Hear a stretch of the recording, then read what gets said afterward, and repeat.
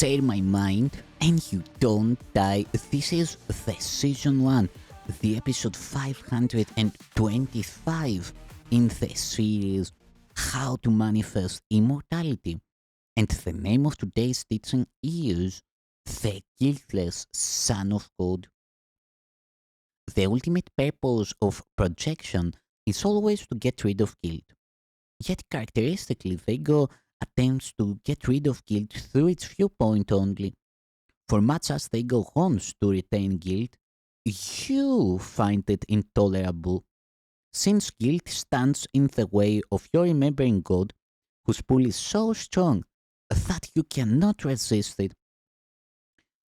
On this issue, then, the deepest split of all occurs. For if you are to retain guilt as the ego insists, you cannot be you. Only by persuading you that it is you could the ego possibly induce you to project guilt and thereby keep it in your mind. Yet consider how strange a solution the ego's arrangement is.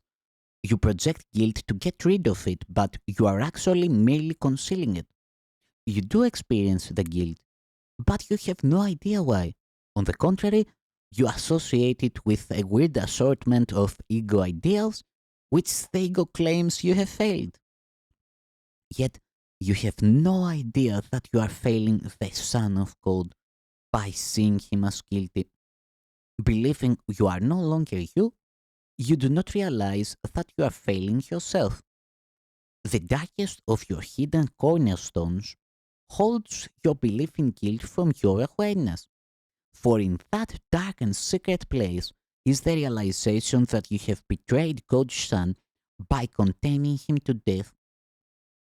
You do not even suspect that this murderous but insane idea lies hidden there, for the ego's destructive edge is so intense that nothing short of the crucifixion of God's Son can ultimately satisfy it. It does not know who the Son of God is because it is blind. Yet let it perceive guiltlessness anywhere, and it will try to destroy it because it is afraid.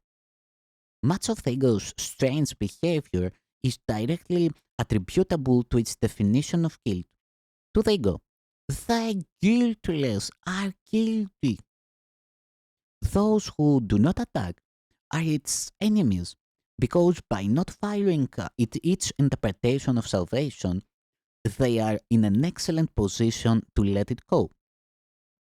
They have approached the darkest and deepest cornerstone in the ego's foundation, and while the ego can withstand you raising all else to question, it guards this one secret with its life, for its existence depends on keeping this secret. So it is this secret that we must look upon, for the ego cannot protect you against truth, and in its presence the ego is dispelled. In the calm light of truth, let us recognize that you believe you have crucified God's Son. You have not admitted to this terrible secret, because you would still wish to crucify him if you could find him. Yet the wish has hidden him from you, because it is very fearful, and so you are afraid to find him. You have handled this wish to kill yourself by not knowing who you are and identifying with something else.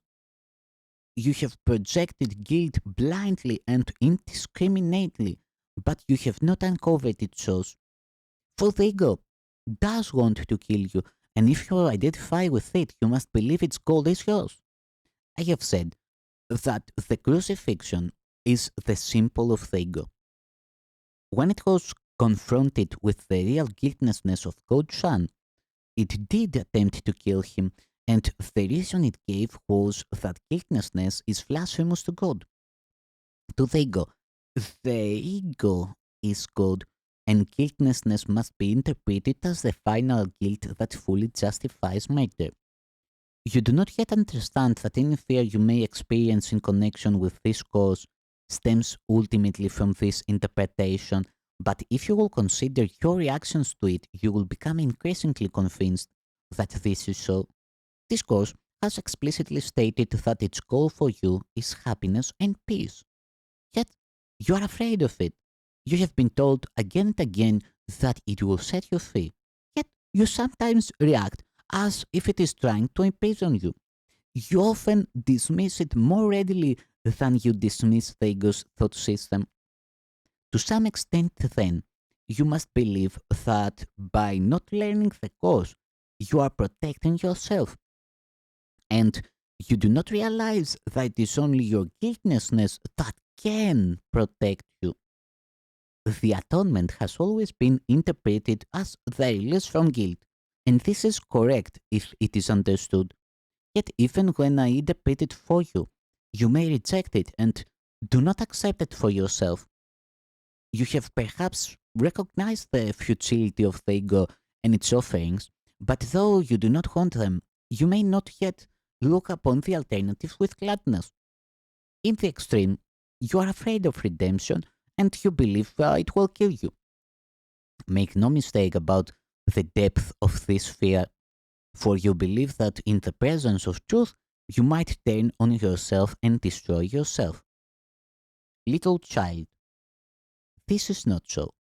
Your guilty secret is nothing, and if you will but bring it to the light will dispel it, and then no dark cloud will remain between you and the remembrance of your father, for you will remember his guiltless son who did not die because he is immortal, and you will say that you were redeemed with him and have never been separated from him.